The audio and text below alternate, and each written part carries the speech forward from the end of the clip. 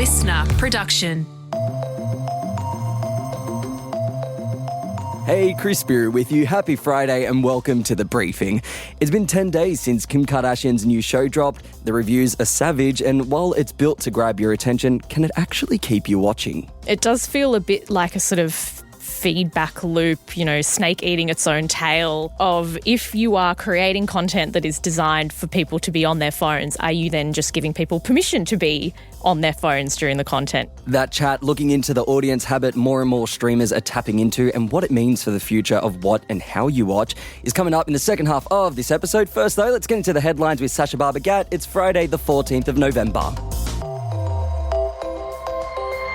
Hey Chris, and happy Friday to you listening. We start with the big story out of Aussie politics this week. I feel like I'm a broken record. The Liberal Party has now formally abandoned net zero targets. It started with a meeting where they said, yeah, we will. Now they've actually gone, this is our policy. So this has bought leader Sussan Ley a reprieve from the intense and ongoing pressure on her position after she sided with the Conservatives in her party to walk away from the commitment. The Libs have revealed what their new policy position will be on energy, with a focus on affordability by supporting new and existing coal and gas plants and exploring new nuclear technologies. So today, the Liberal Party has decided to put affordable energy first.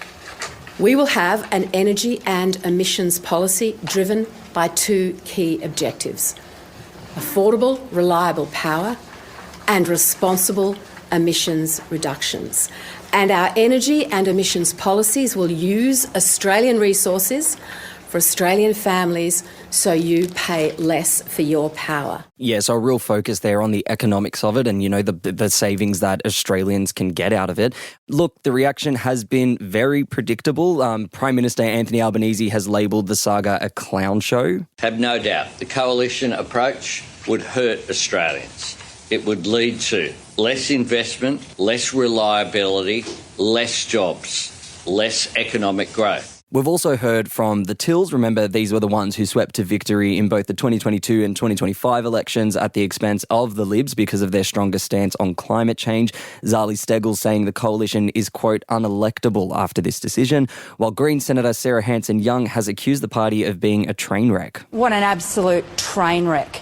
This is a bunch of nutters who want to drive Australia's economy over a cliff and continue to trash our environment. And former Prime Minister Malcolm Turnbull has labelled the move a Trumpian campaign against renewables. Conservatives, though, they're hailing the move as a win, with some worried the term net zero had itself become toxic in the Australian political landscape. Yeah, just as this press conference was happening yesterday afternoon, there was a report by the International Energy Agency which dropped, which was almost ironic. It claimed, this report said, more ambitious clean energy policies actually lead to lower household bills. Yeah. Now, that's what the coalition will argue, is that their way of honing in on this existing technology, things like coal, gas, looking into emerging nuclear technologies, they will protect us from extra electricity bills because they're not going to have to spend money on all this new technology, i.e. renewables. But this report says it's the exact opposite that's true. But you have to see where the Liberals are coming from. They want to achieve cheaper bills for us. They're against Labor's position that net zero should be achieved at any cost. And what they're saying is, well, no, we have to think of the economy in this situation. We can't just go hell for leather at something without understanding what the economic impacts are going to be, and we have to protect that and the Australian people's hip pockets. Yeah, and also a big part of this, I think, is this idea of unity. They haven't been united for quite some time now. The coalition, the Libs and the Nationals haven't found a lot of common ground, especially that was called out in the lead up to the election. So interesting here that they're finding some common ground. Where they're finding common ground is on an environmental and climate position that seems to be at odds with leading scientific research and a lot of polling around what Australians actually want. And we won't know that until the election in 2028. People who work with children are set to be tracked on a national register which will monitor their criminal history. A meeting of the state and territory attorney generals today will formalise a national system that will monitor those who have working with children's checks. So this is an issue that's been in the spotlight since horrific reports of systemic abuse of children in the country's childcare sector by pedophiles. And one of the biggest criticisms has been that criminals have been able to get around these checks by applying for them in states where they don't have a conviction recorded against them, so they just keep keep state hopping and continuing to do what they do. This is a positive first step without a doubt, but it is worth noting that there will be no deadline for the states and territories to sign on to the National Continuous Checking Capability. That's what this is being called, the NCCC. And also, this idea was first floated as an issue way back in 2015 during the Royal Commission into Responses to Child Sexual Abuse, which criticised inconsistencies in regulations between jurisdictions and a lack of communication between the states and territories. So its recommendation was a national system to track criminal histories of those with a check. Yeah. And it is so sad, that hundreds, possibly thousands of children have suffered in the decades since because of this inaction by subsequent Labor and Liberal governments. Here's two words I didn't think I'd be using in a headline in 2025, but contact tracing is underway across 2 Aussie states, with health authorities bracing for more cases of measles after multiple confirmations this week. At least 5 people have presented with the virus across Queensland in the past week, 3 of them linked to a Jelly Roll concert in Brisbane last month, all between the ages of 30 and 49, only one of which is vaccinated against the virus, the others partially or not vaccinated at all. The new case has prompted the state's health department to notify counterparts in New South Wales, and yesterday New South Wales Health confirmed a Queensland resident with measles visited parts of Sydney while infectious. And Chris, that included a core stadium for the Oasis concert on Saturday night, which obviously thousands and thousands and thousands of people there. Now, this person also visited the airport, the CBD and used trains while in the city. New South Wales Health has put out a full list of those exposure sites. Now, the advice to people who might have been at one of those sites is to monitor for symptoms over the next few weeks. Now, those symptoms can include a fever, runny nose, sore eyes, a cough, as well as a blotchy red rash. So worth being on the lookout if you did attend that concert last Saturday. Kyle Sandilands is threatening to quit radio after the communications watchdog revealed it's looking to impose new licensing conditions that'll ban his show from using strong and explicit sexual references. Oh, we said this, we said that. Oh, Pearl Clutchers didn't like it. That's fair enough, because people don't like me telling dick jokes. That's what it is. Yeah. What do? Do I bow down to the fake haters who want to control free speech? I might not be everyone's cup of tea, I get that.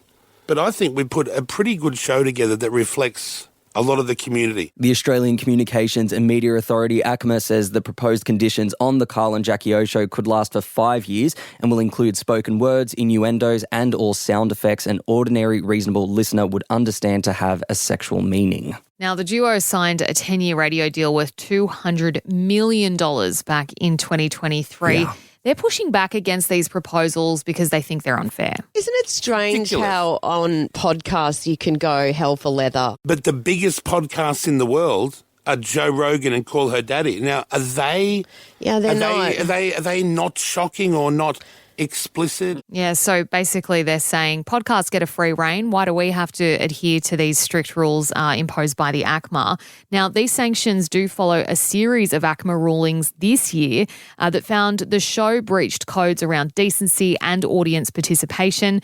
Some of those issues included a segment where they had a female staffer record themselves going to the toilet, doing a wee, as well as graphic comments about menstruation and oral sex as well. Yeah, it also comes after they narrowly avoided being charged with contempt over comments made during the trial of mushroom triple murderer Erin Patterson, including a statement from Kyle to, quote, just lock the bitch up. Now, that was called out by the judge at the time, who told the court and encouraged all commentators to, quote, engage their brains before they open their mouths. But the Victorian Department of Prosecutions came out on Wednesday to say that that matter had no reasonable prospects of conviction, practically saying that the comments made by Kyle and others couldn't practically prejudice a fair trial for Erin Patterson. Now, look, ARN, that's the company behind Kyle and Jackie O, that's their broadcaster, Australian Radio Network. They've been given a set period to respond to this proposal by ACMA. They have 21 days to respond, and in that time, they also have to commission an independent audit of how they, deal with these things and the recommendations moving forward. Now, it's worth noting as well, we work for LiSTNR, which comes under SCA, where Kyle and Jackie O used to work, and the condition that the ACMA is proposing, it was a regulatory tool that hasn't actually been imposed on a licensee since Today FM's infamous royal hoax call in 2012 to a London hospital where Kate Middleton was a patient at the time. So just worth putting that context in there. I just want to quickly make the point, Chris, I do find it really interesting that KJ are raising this issue of regulation for podcasts and regulation for radio and how the two are kind of combined now, and people are podcasting arguably. Well, no, we know way more than they're listening to the radio. Yeah. So I think it's an interesting point that Carl raises is, where are the stricter regulations for podcasters? But does the community expect stricter regulations? I don't know. Maybe because it's not being broadcast to, anybody, the rules are different. You have to click on it. It says it's explicit. You know what you're getting when you click. So, yeah, an interesting conversation raised by Kyle at the end of the day. And it's usually known for sleek designs and cutting-edge tech, but Apple is raising eyebrows with its latest product that's dropping today because of its, less than stylish look. The iPhone Sock. Sasha, the iPhone Sock is now available. It's essentially a safe space to pop your phone when you're out and about and lacking pockets or a bag. Now, we are going to have a crack at describing this to you, dear listener, but if you do want to actually see it, we have posted pics in our broadcast channel to Instagram. So the sock, it's been made in conjunction with designer Issey Miyake. It looks like a long strip of fabric. The material it's made out of is sort of like that waffle material, kind of like bedspread material with the little wafflies in it. And it has just this little slit in it that will snugly fit your phone. Yes. It is designed to be worn across your body like a sash, or Apple's released images of it like tied onto a handbag. Oh, like a Labubu. Sure, like a Labubu. I guess if you want to add a jaunty accessory to your look, the iPhone Sock's for you. And it comes in 8 colours, including garish shades of orange, yellow and purple. It looks ridiculous, with some critics comparing the sock to Borat's mankini. But the biggest criticism has been the price. With the long piece of fabric set in your back, $350. Yeah. Look, I won't be buying it.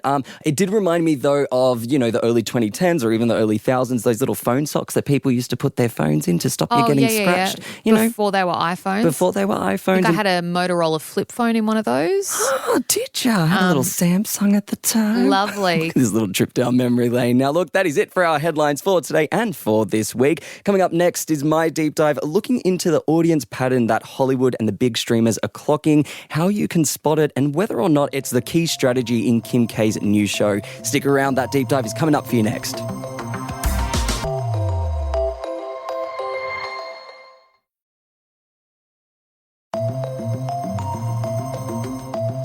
Aspiring lawyer, billionaire and breaker of the internet, Kim Kardashian's copping it from screen critics at the moment, and it's all over her performance in Hulu's newest legal drama. You are not taking so much as a ballpoint pen out of this building. Wow, it's you. Right this way. You're the best divorce lawyers in town. See you in court, you poor discarded. Let's light her on fire. The show's called All's Fair. It's the brainchild of Ryan Murphy, the man behind Glee, American Horror Story, and Netflix's Monster series. And it's jam-packed with Hollywood royalty like Sarah Paulson, Glenn Close, and Naomi Watts. Now, for a lot of this cast, including Kimmy K, this isn't their first time being part of a Ryan Murphy production. But it is their first time having leading roles in a show that's earned 0 stars from The Guardian. Yes, it's one of only 18 projects the publication's given the rating to, with some viewers and cinephiles calling it a typical second screen show. So what exactly is a second screen show, and is All's Fair really deserving of no stars? Listener Entertainment's Amy Kimball is here to help us out. Amy, welcome back to the briefing. Thank you, Chris. Before we get into the show, how would you define a second screen show?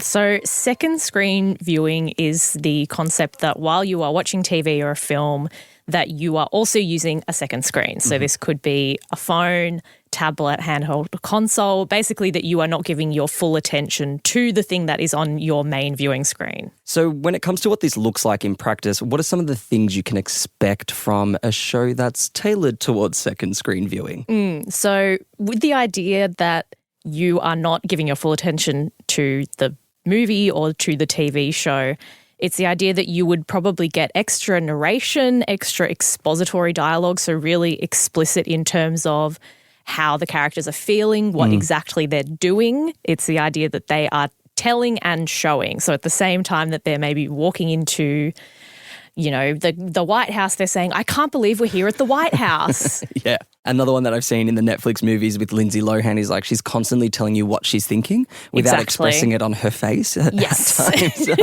Now, look, this isn't a new thing. And as I understand it, it started with a completely different intention. I'm thinking here about live tweeting, watch-along blogs. Yeah, I suppose the early start to second screen viewing would have been things like live tweeting, live blogging. You would have seen it with more of the monoculture, when we had a bit more of a monoculture in terms of our viewing experience. We still kind of see it in terms of live events with like sporting events or the Oscars, but with the advent of streaming, we aren't necessarily watching all the same things at the same time. So how can you be live blogging an event? It's more likely, I guess, which may be a hangover from COVID era, is that when you're watching something, you're on your phone and you're messaging someone, or now you might be watching TikToks or sending messages to someone, whatever it might be. Yeah. Well, that's something that I really miss as well. Like, to your point, we have moved to the streamers, but I used to love watching maths and just watching the live feeds at the same times on Twitter, because that was just as entertaining as whatever was going on at the dinner party, et cetera, et cetera. Yes. I'm curious to know, I did mention Netflix there, but who do you think are the biggest culprits of creating shows and films like this that are really tailored towards this second viewing experience? Most of the streamers are probably culprits of it to some extent, just because of the competition that is happening right now. Like, with all of these streamers constantly competing with each other to try and find a new audience or retain their current audience, if you're trying to output as much content as possible and you're trying to output some content that I suppose you would call safe or that isn't designed to be challenging the viewer, then there's going to be these sorts of hallmarks of these shows. But I wouldn't say that this is something that is new. There's always been shows that have existed, like soaps or certain sitcoms, where the storytelling is simplistic and the drama between the characters is very easy to understand, and there's not necessarily a lot of nuance or subtext. There's always been shows that have existed or movies that have existed that are palatable and that are easy to digest. Yeah, your easy viewing, the stuff that you can like fold your laundry to, that sort of stuff. Exactly, you're cooking dinner, Exactly, you got something on chilling in the background. You're like, okay, all right, we can pass the silence with some noise in the background. I am curious to know, what's their current thinking for it? I mean, historically, I understand this idea of live tweeting and, getting people on your phones to engage with your show in different ways, but the way that you're describing it, it's completely flipped in this way that the streamers know they're competing for attention and they're kind of almost putting their hands up in the air going, all right, I'll just strip it back and make it, I'll accommodate the way that people are viewing. Yeah, definitely. I mean, there was a YouGov poll from 2023 that reported 57% of Australians were using smartphones very or fairly often while watching TV, which we were one of the highest proportion of audiences saying, self-reporting of doing so. But it has been reported from industry insiders, sort of anonymously from screenwriters and other people in the industry, that, they are getting directives from streamers to accommodate this second screen viewing, basically, that, some shows do need to be simplified. And this doesn't seem to apply to all shows. Obviously, they're not going to give that directive, Netflix, to say, a baby reindeer or an adolescence.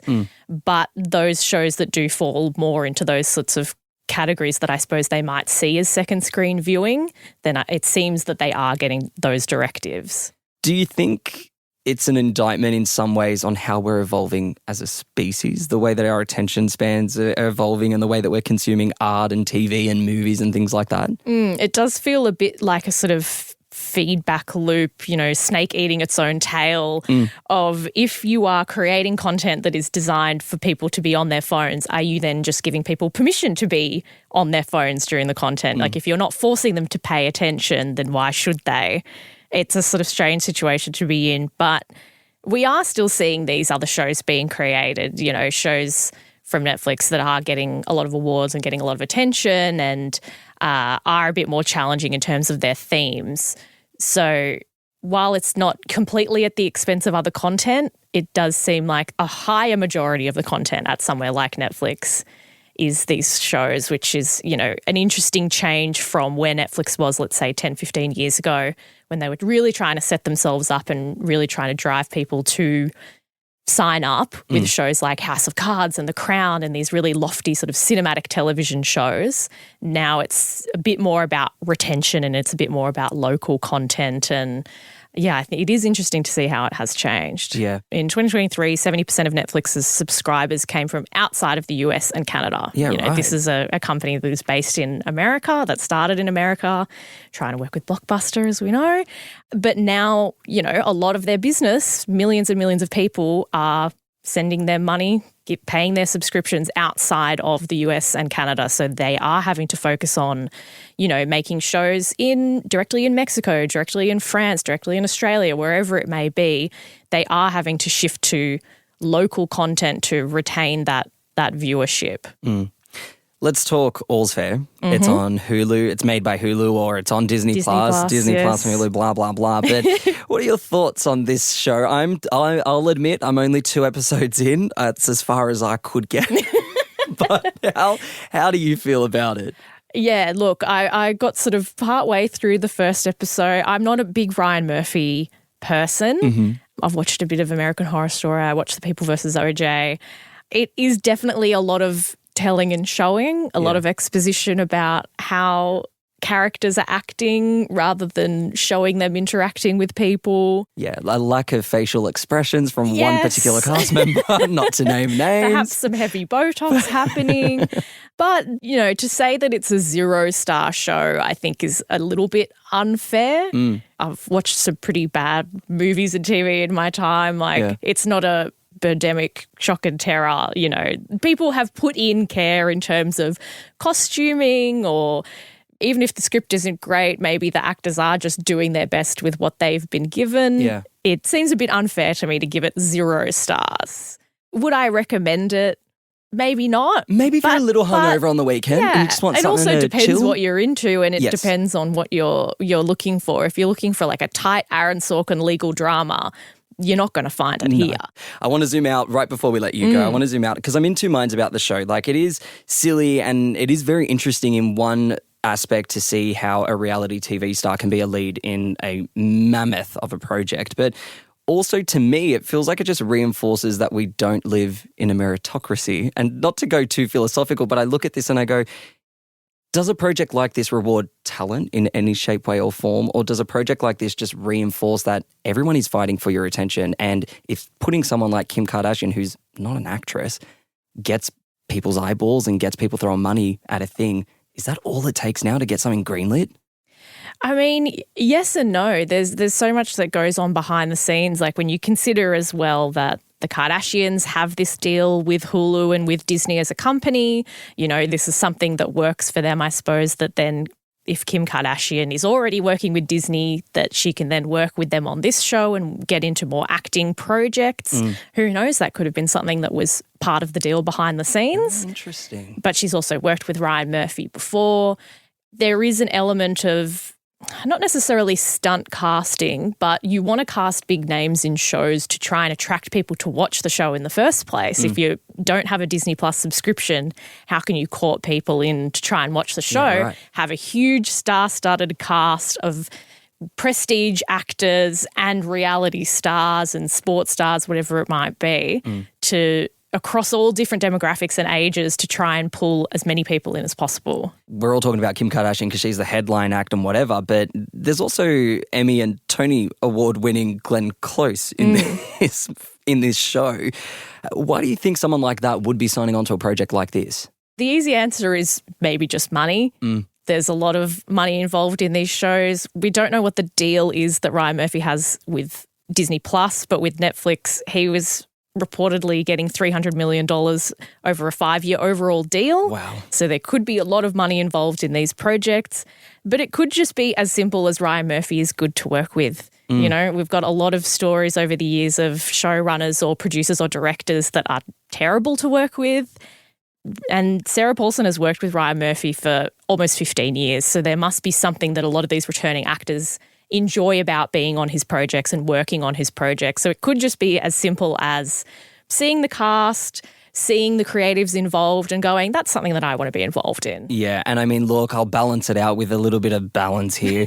I was listening to a bunch of interviews that the cast were doing, and they said that Ryan Murphy does have this real intrinsic curiosity for telling stories that represent women in a different light and older women in a different light. So if you can dig a little bit deeper and think about it a little bit deeper, it tells a very interesting tale about the role of women and aging women as well, which I find interesting, and maybe someone listening might get something out of that too. Amy Kimball, thank you so much for joining us again on The Briefing. Pleasure. That was Listener Entertainment's Amy Kimball speaking with me there, and that is it for this episode of The Briefing. If you enjoyed this chat or learned something new or interesting, why not flick it over to a mate? And while you're there, leave us a rate and a review. We love hearing from you guys. I'm Spyrou. I'll catch you next time.